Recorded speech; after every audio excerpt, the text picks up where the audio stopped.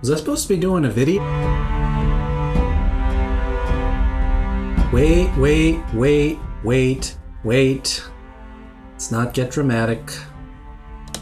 Sure, I can think of something.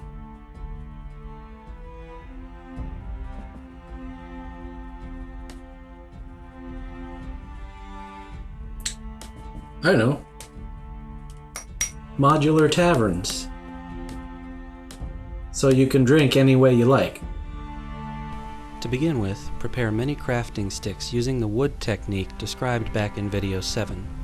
However, you'll only need to prepare one side. A good rule of thumb is that one crafting stick will be needed for a single space, thus 4 per tile. In addition, prepare some jumbo crafting sticks. These can also be found in your crafting store. Make sure that they are 3/4 of an inch wide. Again, you only need to prepare one side of them. And the rule of thumb is that you will get 2 walls from each jumbo crafting stick.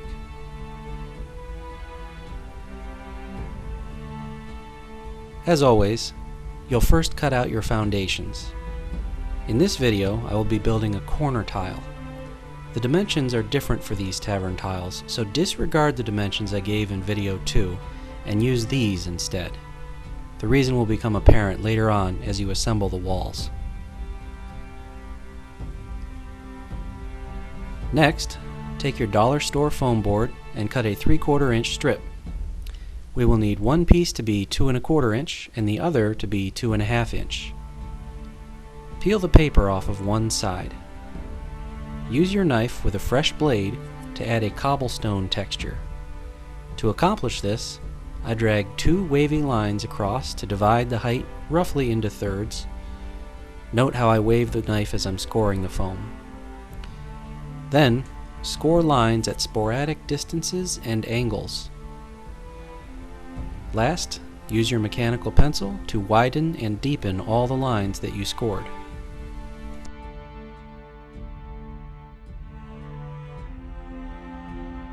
Next, glue on the corrugation cover. In this case, I'm doing a corner tile, so I only cover 2 sides. Then, apply a healthy base coat to the foundation, including the corrugation cover, of dark brown. In this case, I'm using my go-to burnt umber. Now take one jumbo popsicle stick and cut it to length. If in doubt as to the length, simply measure your foundation to see what you need. In this case, for the corner tile, I know that I need 2 of them, each at 2 1/4 inches in length. Glue them to the foundation with the finished side inward. Ensure that your glue gun has been sitting a while so it's very hot, and apply a fairly thick bead. And as you attach the wall, take a second or 2 to press it in. This gives the glue time to sink into the corrugation and prevent any from oozing out. Hold for a good 20 seconds to be absolutely sure that the glue is fully hardened. The great thing about double corrugated cardboard here is the surface area. I know how this looks in the picture, but again, you'll be surprised at how strong this is if you use heavy glue and work patiently and deliberately.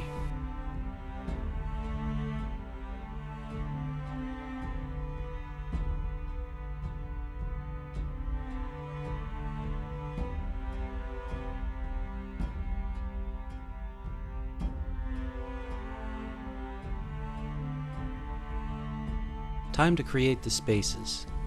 Take a standard crafting stick and cut lengths of 1 1/4 inch light.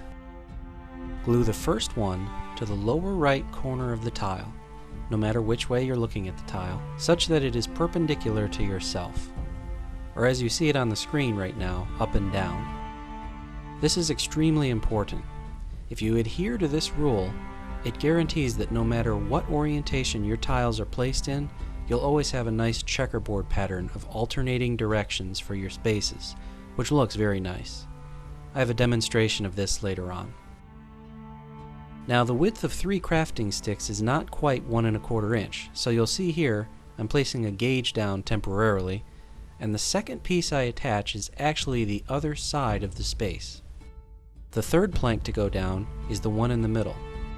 I do this in order to ensure that the middle piece is evenly spaced between the other 2.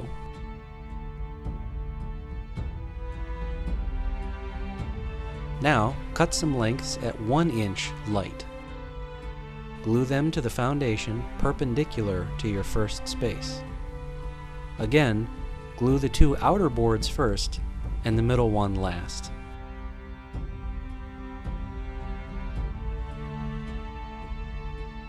The remaining 2 spaces in this corner tile only fit 2 boards each, as you would expect.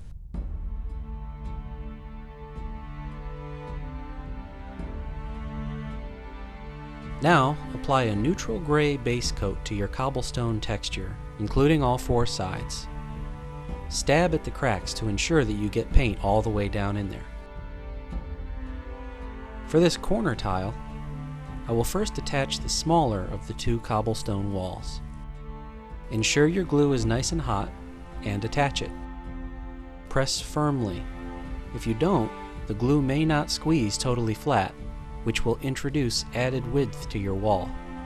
This is a big deal because if you use clip-on features, such as the doors from video 5, they may not fit. Also, if the wall is more than 1/4 inch thick, you run the risk of error propagation, as described in video 1. Anyway, next place the longer piece, and ensure you glue it to the shorter end of the piece as well, to seal, solidify, and reinforce that entire corner. From here, pick a lighter gray. I'm using slate gray, which has a very slight hint of blue to it. Pick out random stones with this color, maybe 4 or 5 per side. You can use other colors as well, depending on your personal taste. Here's an example where I also picked out some stones with pebble.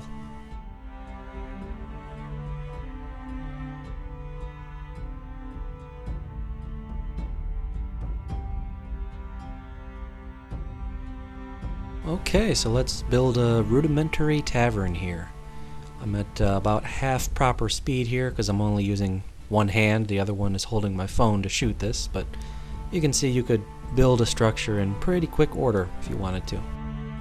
I am curious as to how everyone else would handle cobblestone, flagstone, something I really struggled with before settling on this very simple approach, no dry brushing. You may notice some exposed chipping while you cut the wood, and if that happens you can just touch it up with your base coat, burnt umber, or whatever you used.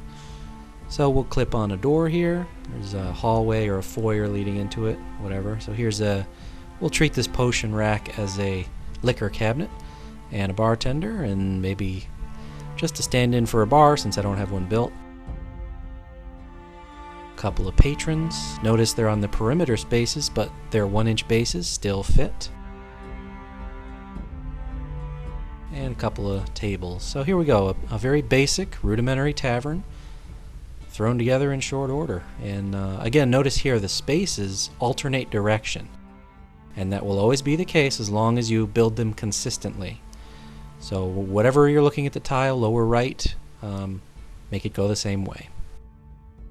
I am Wylock, thank you for joining me. I'll see you next time.